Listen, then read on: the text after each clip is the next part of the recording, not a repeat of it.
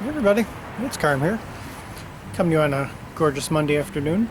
Rather cool here today for the first day of June. Maybe feels more like the first day of April, but had a bit of a reprieve from about quite a bit of rain and overcast skies lately, so it's been a great day so far. I felt like coming on, doing a quick video. Adding another one to the Touchstone series, which I think I've only done one so far on Bar Phillips, Journal Violone 2. But this is another album, also ECM, which is kind of pivotal in my listening. I had been listening to ECM for quite a few years, but this is an album that, anticipated the label and I think was rather prophetic. Jimmy Giuffre 3, 1961. Now this is actually an ECM reissue of two albums that this trio did, Fusion and Thesis, recorded in early '61, and this is reissued in 1992. And I mean, I believe it's the touchstone, not just personally for me, but for the fact that the music was recorded nearly a decade before the label that was later to reissue it. Yet so much the ECM aesthetic, well before its time. The instrumentation, which you have Jimmy Giuffre, who at the time played clarinet, tenor and baritone saxes. On here he's just clarinet. Paul Bley on acoustic piano, and Steve Swallow, very young Steve Swallow, on acoustic bass, well before he took up the bass guitar. Just an amazing, very ahead of its time blend, to me personally, of jazz, more freer jazz, which was just kind of starting out at the time,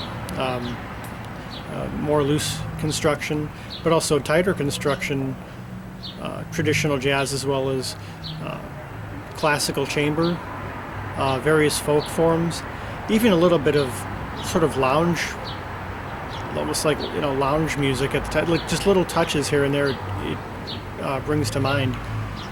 There's whimsy in the music, but there's also incredible melancholy. Just the broad spectrum of emotion, of styles, and again the instrumentation with no drums or guitar, just these instruments, just is just very striking. And not to mention the photography, which also anticipated ECM, which always had striking both the inner photography of the artist in the studio as well as the covers in general. You can see them there in sort of full flight. Yeah, and just knowing how young they were at the time. See Steve Swallow in the top photo. And I believe he was only 20 years old at the time. Very young man. Jimmy Giuffre there in the middle. I think he was maybe around 40 at the time. And Paul Bley, I think, was probably maybe late 20s. Yeah, Fusion was recorded in March of 1961, and Thesis in April of '61. And remixed in June 1990, and reissued in 1992. The majority of the tunes are written by Giuffre himself. There's also Carla Bley tunes, Jesus Maria,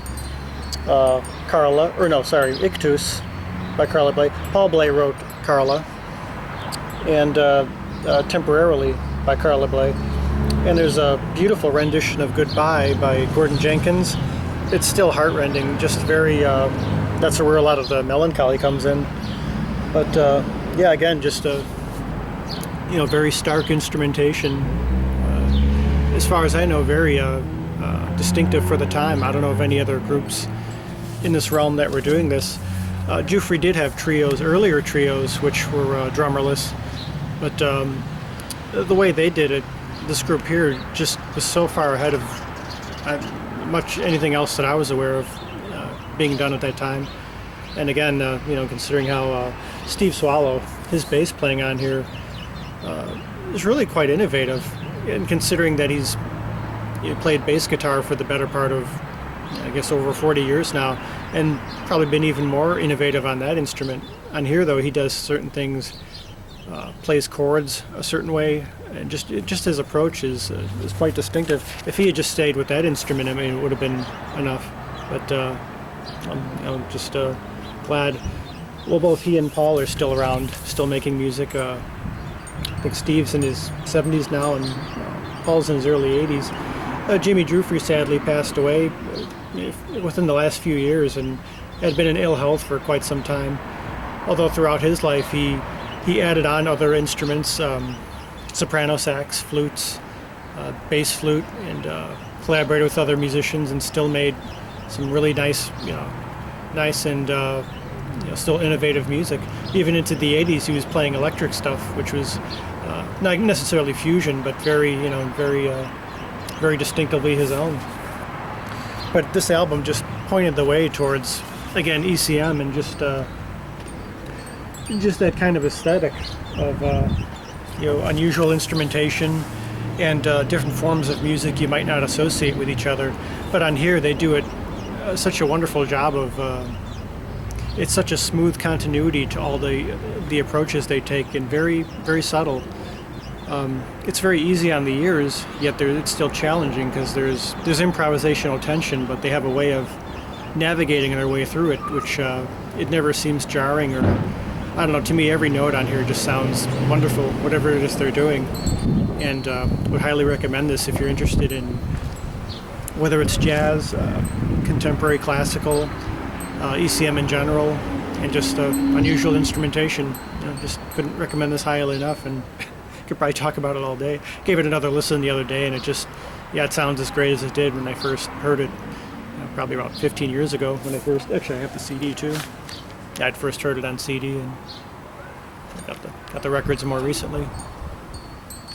So yeah, highly recommended, and you probably still find it for a decent price, at least on CD. But this is where it began. It seemed in a lot of ways for at least two of the musicians.